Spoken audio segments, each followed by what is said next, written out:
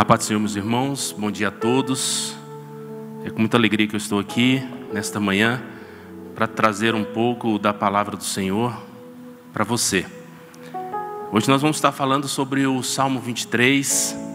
Esses salmos são, como disse o pastor Carlos, uma referência, e em muitos lares esse versículo está aberto, as suas Bíblias estão abertas nesse versículo.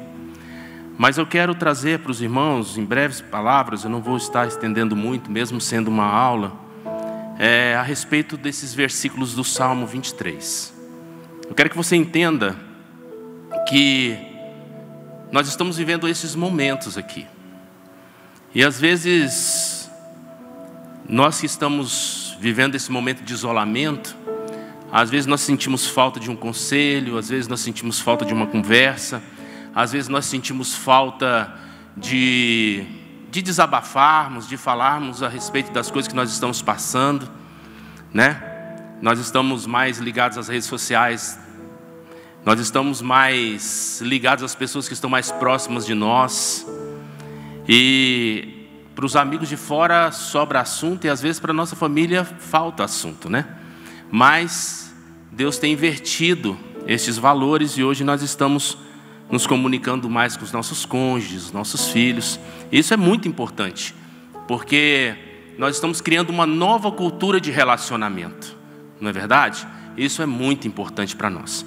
Mas, Salmo 23, o pastor Carlos já leu os versículos aqui relacionados, do versículo 1 ao versículo 6.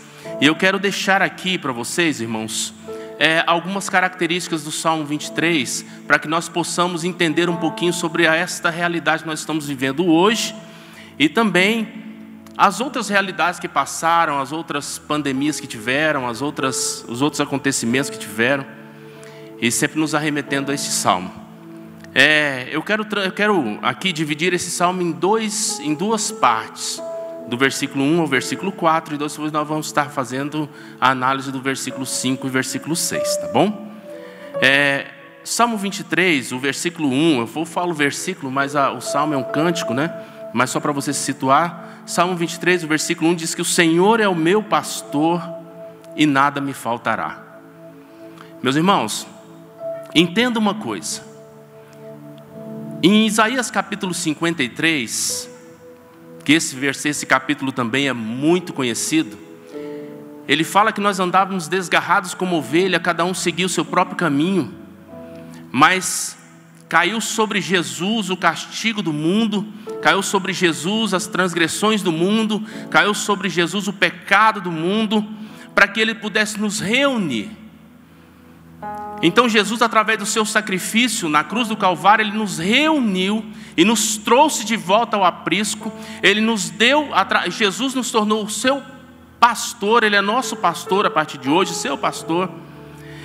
Mas só que, às vezes, quando esse versículo ele é citado, e na sua vida e na minha vida começam a faltar coisas, a gente começa a entender assim: gente, por que está faltando coisa na minha vida? Será que Jesus deixou de ser o meu pastor? Será que Jesus deixou de ser aquela pessoa que estará me conduzindo? Por que eu tenho passado por dificuldades? Por que eu tenho passado por lutas? Por que eu tenho passado por aflições? Eu quero dizer uma coisa para você: Ele nunca te abandonou. Em Mateus capítulo 28, versículo 20, Ele fala assim: eis que eu estou convosco todos os dias.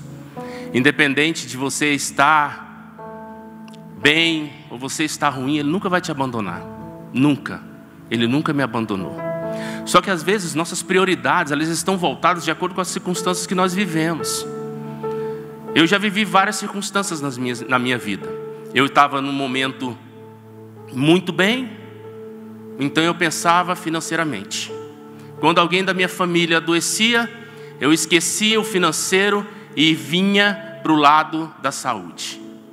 Ao ponto de, eu já vi pessoas dizerem o seguinte: Senhor, tira tudo de mim, mas traz a saúde de volta para o meu filho.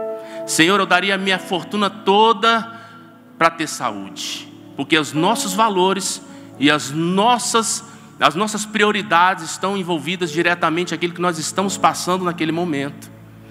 Mas o Salmo 23, ele tem uma característica muito mais profunda do que isso. Porque algumas pessoas dizem o seguinte: o Senhor é meu pastor e nada me faltará, então eu vou ter tudo. Existe uma outra linha que diz assim: o Senhor é meu pastor e nada me faltará, inclusive as lutas. Não é assim? Mas eu quero dizer que o Senhor é o nosso pastor, e Ele sendo o nosso pastor, Ele não vai fazer com que nós tenhamos falta de nada. Eu quero exemplificar para que vocês possam entender o que eu quero dizer.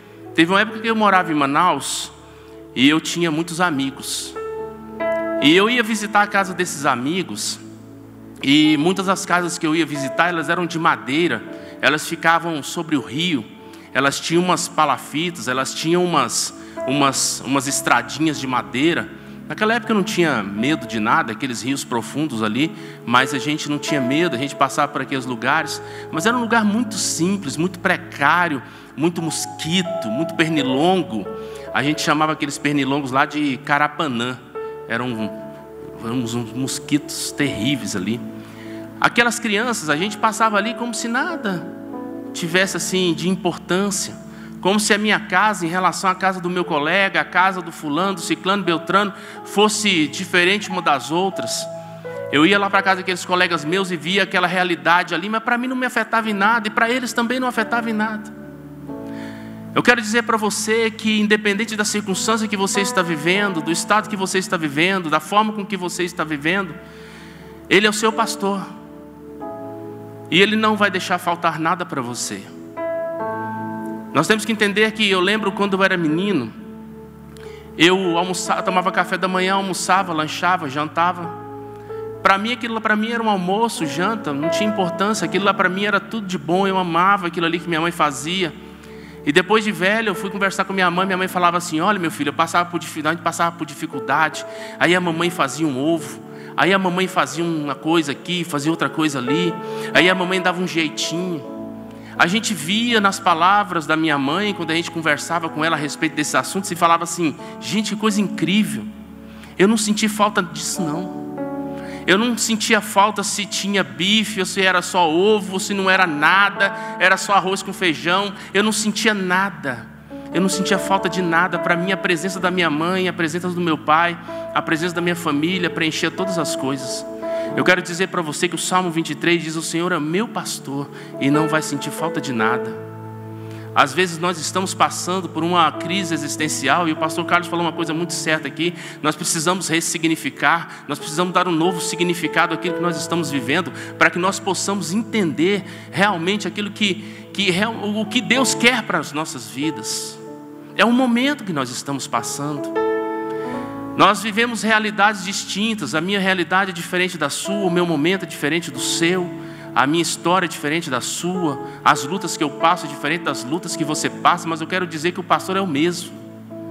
Jesus é o mesmo, e Ele olha para a sua necessidade, Ele olha para a sua luta, Ele olha para a sua dor, Ele olha para aquilo que você necessita e fala assim: eu sou o suficiente na sua vida. Eu quero que você entenda nessa manhã, entenda e fale isso dentro do seu ser: Jesus é suficiente em minha vida, Ele é o meu pastor, Ele não vai faltar em minha vida, Ele vai suprir todas as necessidades existenciais da minha vida. Eu quero que você entenda isso. No versículo 2 ele fala assim: deitar-me faz em verdes pastos, guia-me mansamente às águas tranquilas. Deus, Ele é o nosso guia. E eu quero que você entenda que todas as estações do ano a ovelha come. Não é verdade? Ela não come só quando tem grama, quando tem pastagens. Ele come todos os dias. A ovelha, ela come todos os dias. E nem sempre, principalmente nos desertos, ele vai ter aquele alimento que ele teve num mês, ele vai ter no outro. Assim é a nossa vida. Nós não vamos estar 100% toda a vida. Eu quero dizer uma coisa para você: não defina a sua vida, não defina a sua existência, não defina aquilo que você é por aquilo que você está passando hoje. Porque eu costumo dizer que o mundo é uma roda, ele volta, ele dá voltas, e hoje você pode estar ruim, amanhã você vai estar bem. Então eu quero que você entenda que nada é para sempre. Então aqui ele está dizendo o seguinte: que Jesus, dentro da sua característica de um bom pastor, que deu a sua vida por nós, Ele nos leva, Ele vai nos levando a caminhos, a pastos verdejantes.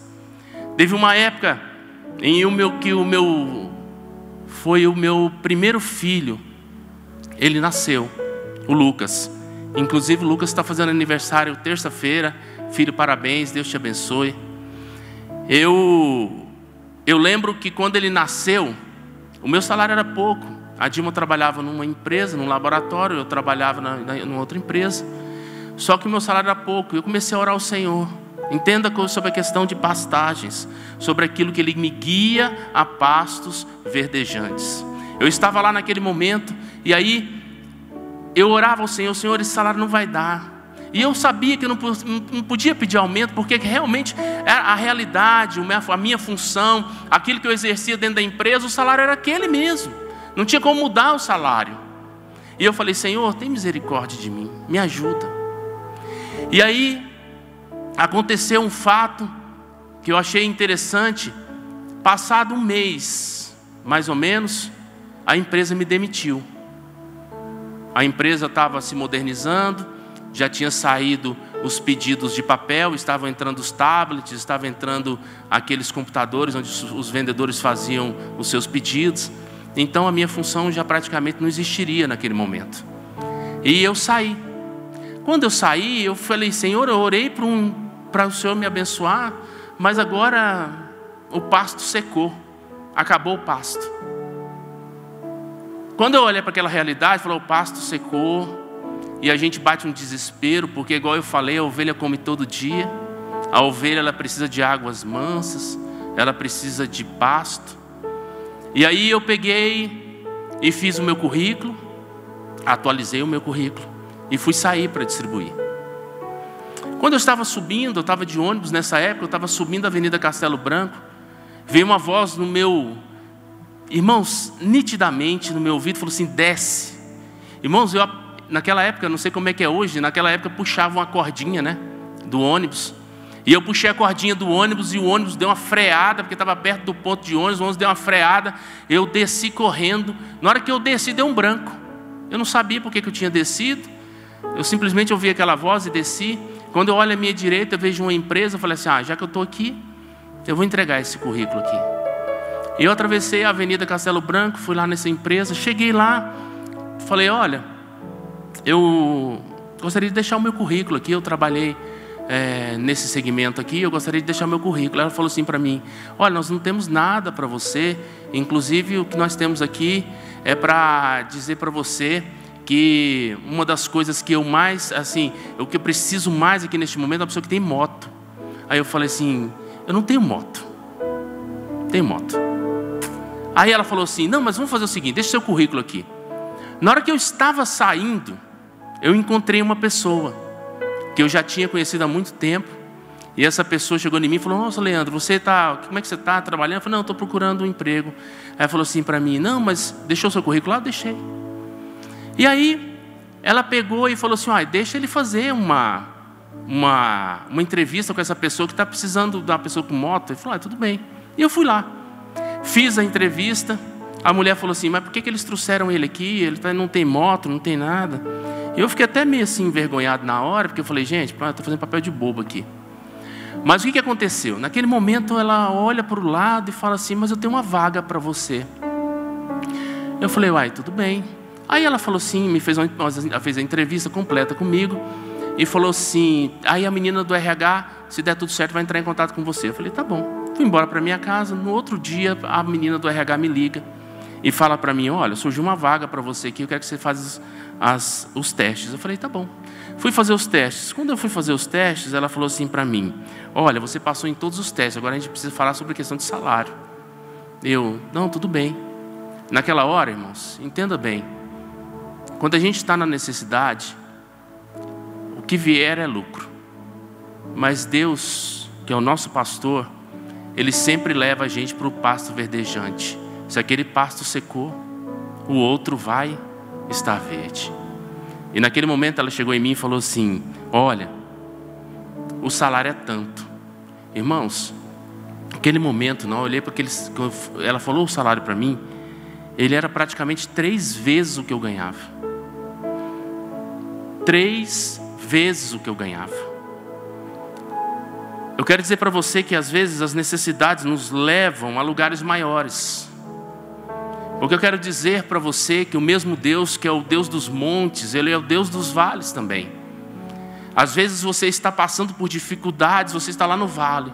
Às vezes você está bem, você está lá nos montes. Os problemas ficam pequenos, as pessoas ficam pequenas. Você se sente seguro. As grandes fortalezas foram construídas em cima de montes para dificultar a entrada dos seus inimigos. Mas eu quero dizer uma coisa para você, lá no vale também, lá tem água fresca, lá tem sombra, lá tem mantimento também. E aí naquele momento eu vi a mão de Deus sobre a minha vida. Eu vi que um dia orei lá naquela empresa que eu estava ganhando pouco. Deus me tirou daquela empresa, me levou para um pasto verdejante. Deus quer te levar para o pasto verdejante. Amém? Versículo 3 diz assim: refrigera minha alma. Entenda uma coisa, irmãos. Entenda isso para a sua vida, que vai ser muito mais fácil. Porque eu não tive essa instrução. Refrigera a minha alma. Não adianta nada, entenda isso, não adianta nada Deus ser o seu supridor. Deus está guiando a sua vida. Porque quando nós falamos assim, às vezes nós cantamos louvores maravilhosos aqui, dizemos assim: Senhor, eu entrego a minha vida ao Senhor, minha vida entrego a Ti. E aí de repente a gente passa por dificuldades, a tribulação vem, a nossa alma fere, a gente fica inquieto. Eu quero dizer, não adianta nada você estar em pastos verdejantes e águas tranquilas, se sua alma for uma tempestade existencial. Eu vejo pessoas que estão bem financeiramente, mas não conseguem usufruir daquilo que têm. Pessoas que estão saudáveis, têm uma vida saudável, estão bem fisicamente, mas vivem uma luta existencial. Não olham para a esposa, não está satisfeito com a esposa, não está satisfeito com os filhos, não está satisfeito com o lar, não está satisfeito com o emprego, não está satisfeito com a situação que está vivendo. Eu quero dizer uma coisa para você: peça para a sua alma, calma, calma. Se Jesus é o seu pastor, tudo que está acontecendo na sua vida é permissão dele, é porque Ele te ama. Ele está te levando, aquele pasto secou, Ele está te levando para um pasto verde. Calma, aproveite, viva a vida, viva a sua vida, viva a sua vida da melhor maneira possível. Jesus falou que contamina o homem não é o que entra pela boca, é o que sai. Nós temos que entender isso, porque às vezes nós não conseguimos nem comer mais. Eu lembro de algumas pessoas que falam assim: eu vou comer um colesterolzinho agora eu vou comer uma diabetezinha agora. Irmão, você vai comer uma comida. Tenha paz na sua alma. Fala assim: aquieta a alma, seja guiado pelo Espírito. Quando nós pecamos, quando Adão e Eva pecou, porque não vamos colocar culpa não, porque o salmista diz que eu fui concebido em pecado. Então nós somos um monte de Adão e Eva andando por esse mundo. E aí, quando a gente passa por esses problemas, a gente tem que entender que quando Adão e Eva pecaram, Deus se afasta do homem por causa do pecado. Ele não suporta o pecado, ele não pode ter comunhão com o pecado.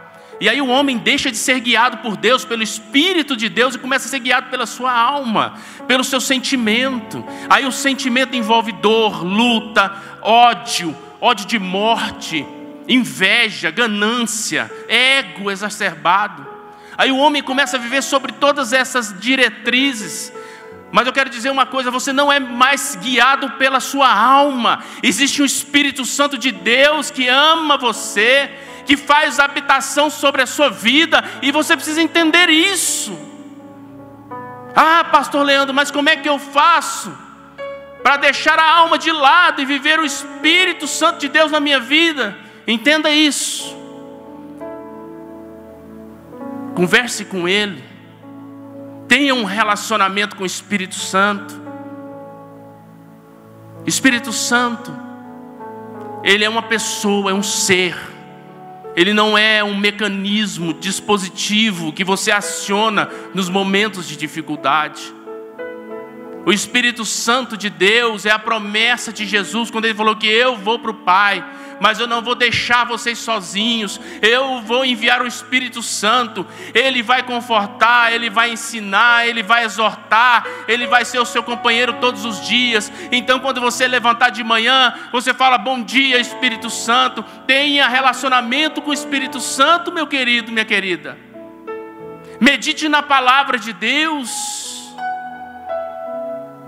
Você sabe por que Deus nos faz tomar café da manhã, almoçar, lanchar e jantar todos os dias? Primeiro, para entender que assim como o corpo precisa de alimento, a nossa alma, o nosso espírito precisa de alimento também. Porque senão nós comeríamos uma vez por mês, fazia uma festa grande e todo mundo comia e ficava 30 dias saciado. Mas a palavra de Deus, ela precisa ser mastigada, digerida todos os dias, para que você possa ter esse entendimento. Refrigera a minha alma. Refrigera a minha alma.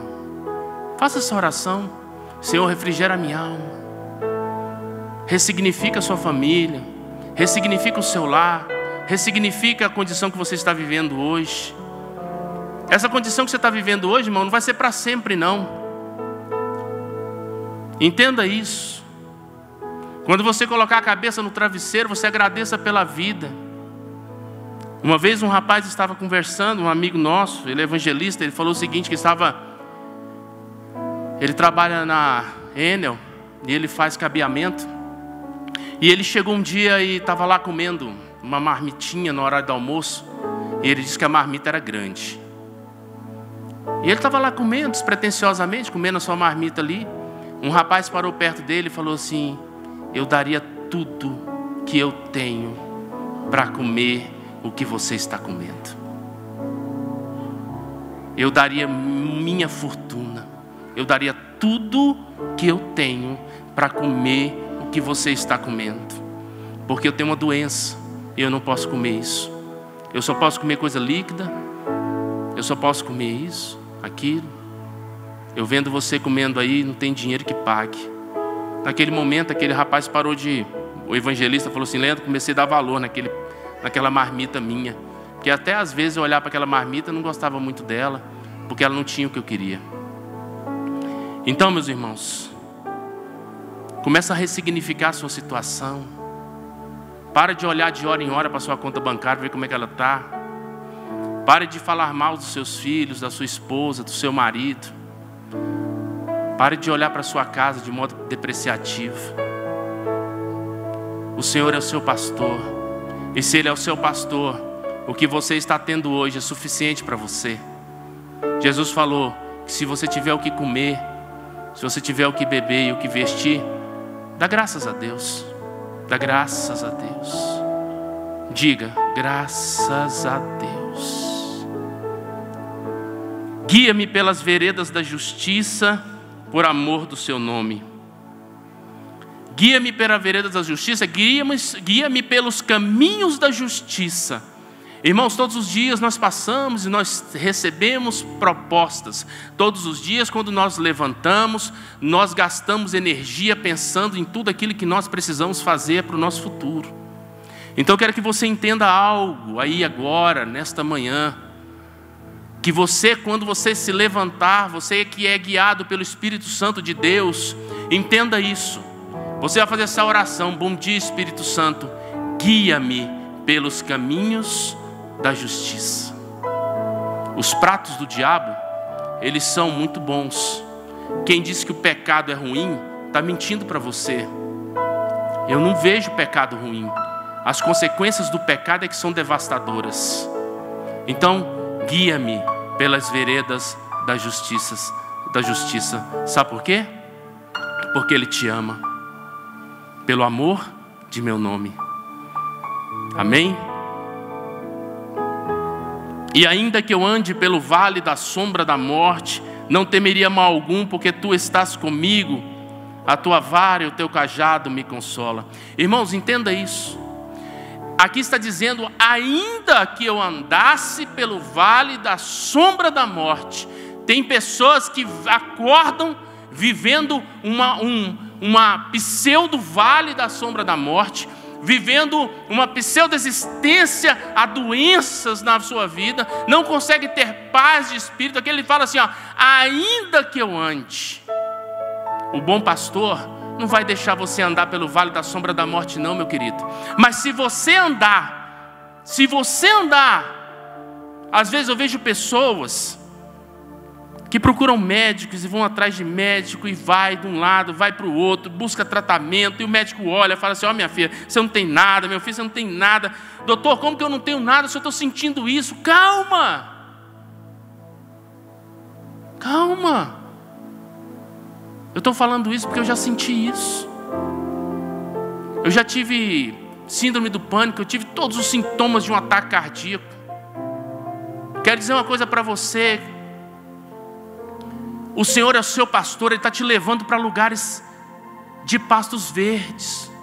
Às vezes o pasto fica ruim, às vezes o pasto fica inapropriado para comer, mas Ele vai te levar para outro lugar, meu querido. Não coloque na sua cabeça essas doenças, porque elas geram doenças psicossomáticas, elas vão gerar na sua vida doenças no seu corpo por causa da sua mente. Mas quando você passar, entenda que Ele vai estar te protegendo. Porque a palavra de Deus fala assim, que a tua vara e o teu cajado me consolam, e não temeria mal algum, porque Ele estaria conosco. Vara afugenta os inimigos, e cajado nos guia. Fica tranquilo, meu querido. Eu já contei meu testemunho, o testemunho da minha esposa aqui. Eu vi quando a vara e o cajado do Senhor estiveram conosco todos os dias, nos guiando pelo caminho certo, afugentando os inimigos, os espíritos de confusão sobre a nossa vida. Eu quero dizer uma coisa para você: o Senhor é contigo. O Senhor é contigo, porque não é eu que estou falando, é a palavra de Deus, é a palavra dEle. Ah, o diabo está me afrontando, ah, o diabo me pegou. Irmãos, você acredita no sacrifício de Jesus na cruz do Calvário? Você acredita que o meu Salvador, o seu Salvador, Ele morreu e ressuscitou, e hoje Ele tem todo o poder? Todo o poder me é dado na terra, no céu e debaixo da terra, em todos os lugares. É Ele que tem a chave da morte, é Ele que tem tudo nas mãos. Ele é o nosso Senhor, Jesus Cristo é o nosso Senhor. Não tema mal algum, Ele está com você. Amém? Versículo 5, a segunda parte que eu gostaria de falar para você. A gente viu Davi falando sobre os 4 primeiros versículos. Eu acho muito interessante que ele fala que o Senhor é meu pastor e nada me faltará, me leva para lugares verdejantes, refrigera a alma dele, que ainda que ele andasse pelo vale da sombra da morte, ele não temeria mal algum.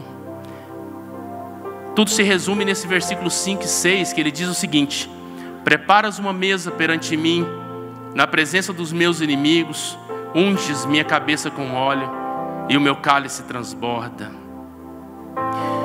Davi era um pastor de ovelhas, todo mundo sabe disso. Ele era um filho bastardo de Jessé. Provavelmente Naás, que é a mãe de Davi, ela era a segunda esposa de Jessé. Só que Jessé teve um outro relacionamento, deu filhos para ele. Davi era o irmão mais moço de Naás. Existia duas irmãs, uma delas Abigail.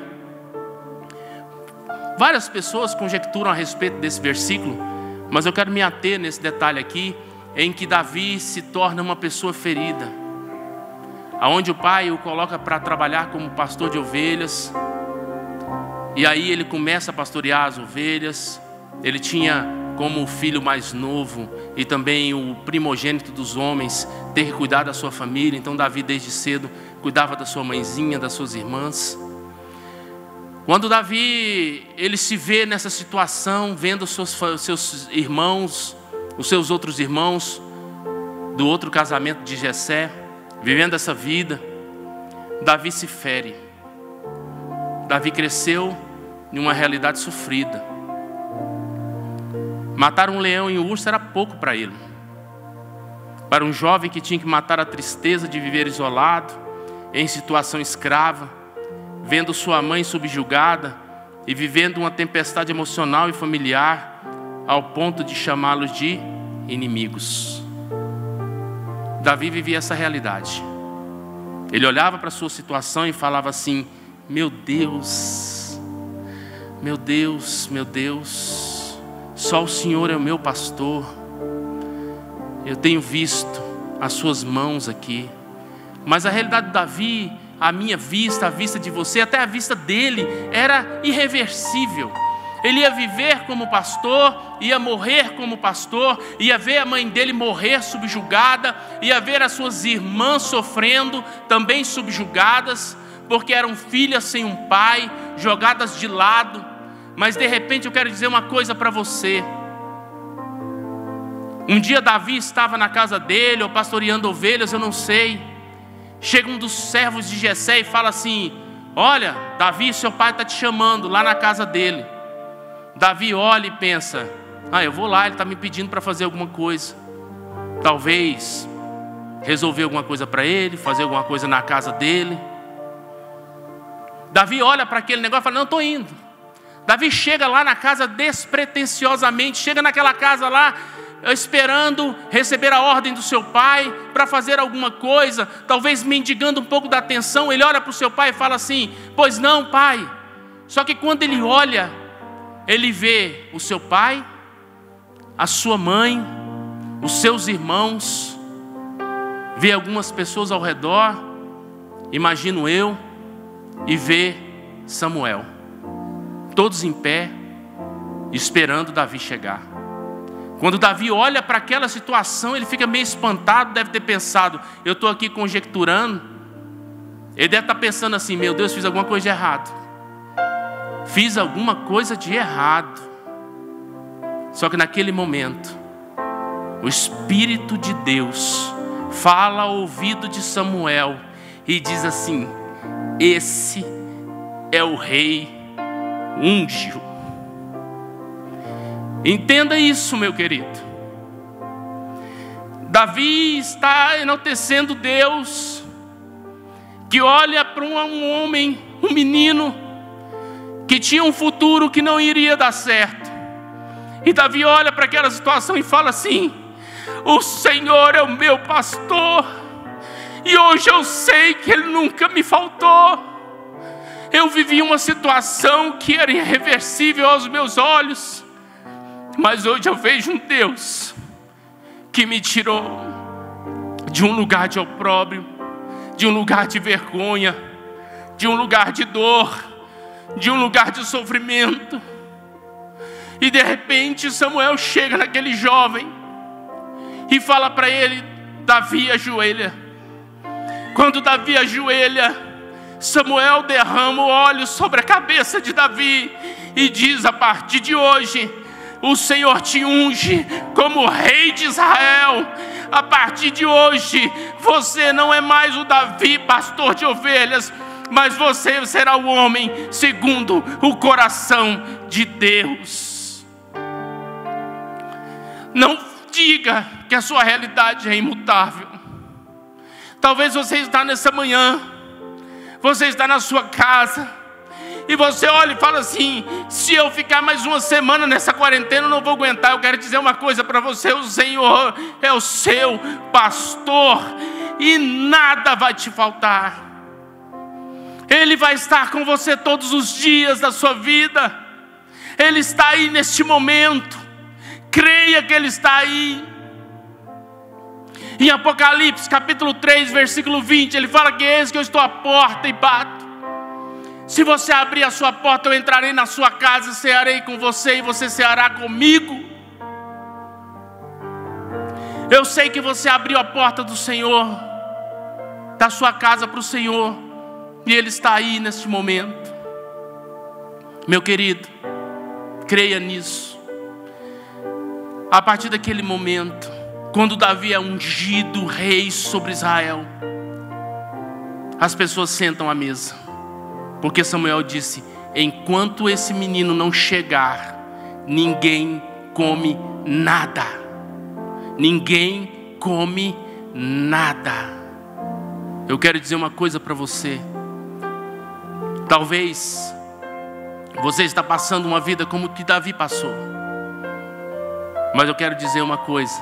Deus está preparando uma mesa para você. Amém? Certamente, versículo 6. Certamente que a bondade e a misericórdia me seguirão todos os dias da minha vida, e habitarei na casa do Senhor por longos dias. Presta atenção, vou repetir esse versículo para nós terminarmos. Certamente que a bondade e a misericórdia me seguirão todos os dias da minha vida, e habitarei na casa do Senhor por longos dias. Eu vou inverter esse versículo para explicar para você o que significa isso, a importância desse versículo para a sua vida. Existia um costume em Israel, escuta bem o que eu vou te dizer. Existia um costume em Israel, está descrito lá em Juízes capítulo 19, depois você abre lá e entenda essa história, que fala que quando uma pessoa hospedava uma outra na sua casa, ela tinha que garantir a proteção dessa pessoa de qualquer maneira. Ele tinha que garantir a proteção desse visitante, desse hóspede na casa. Se você prestar atenção na vida de Ló, quando Ló vai para aquela casa e aquele cara fala assim, ó, aquele anfitrião fala assim, olha, não façam nada com ele. Ele está dizendo o seguinte: eu garanto a segurança daquela pessoa. E a palavra de Deus fala aqui, invertendo, certamente que a bondade e a misericórdia me seguirão todos os dias da minha vida. Ele garantia a saída dessa pessoa da casa. Quando esse hóspede saía da casa desse anfitrião, ele mandava duas pessoas, dois homens, seguir, acompanhar essa pessoa até a saída da cidade, para garantir a proteção dessa pessoa. Agora entenda o que eu quero dizer com isso. Quando você habita na casa do Senhor, não essa casa física aqui, também, porque aqui a palavra de Deus fala que Ele ordena a sua bênção. Aqui Ele ordena a bênção do Senhor sobre a sua vida. A palavra de Deus fala aqui, Ele está dizendo o seguinte, que quando eu habito na casa do Senhor, o Senhor vai garantir a minha vida com a sua própria vida. O que Jesus fez? Ele garantiu a sua vida, a minha vida, através da vida dele. E eu quero dizer uma coisa para você: Jesus morreu na cruz do Calvário para nos dar vida, e vida em abundância. Ele morreu como dono da casa, assim como Ele falou em Mateus capítulo 28. Eu vou preparar lugar, eu estou indo. Ele está preparando um lugar para nós. E Ele garantiu a nossa segurança. Hoje você é seguro, hoje você é abençoado, hoje você é querido por Deus, e pode ficar tranquilo, porque você é a casa do Senhor. Você é a habitação do Espírito Santo de Deus. Mal nenhum chegará sobre a tua tenda, mal nenhum chegará sobre a sua família, mal nenhum chegará sobre o seu lar, mal nenhum chegará sobre você. Receba essa palavra aí na sua casa, onde você estiver. Creia, crê somente, crê somente. Deus está falando, só creia, crê. Amém? E Ele fala assim, que a bondade e a misericórdia do Senhor me acompanharão por longos dias. Que a bondade e a misericórdia, a bondade de Deus e a misericórdia. Se eu estou habitando na casa do Senhor, a bondade e a misericórdia me acompanharão. Amém? Que Deus abençoe a sua vida, que Deus abençoe o seu lar, que Deus abençoe a sua casa. Eu quero dizer para você que você é querido de Deus, que você é o melhor de Deus. O Senhor é o seu pastor, e nada tem te faltado. Dê graça por tudo. Que Deus te abençoe, em nome de Jesus. Feche os seus olhos. Eu quero orar por você.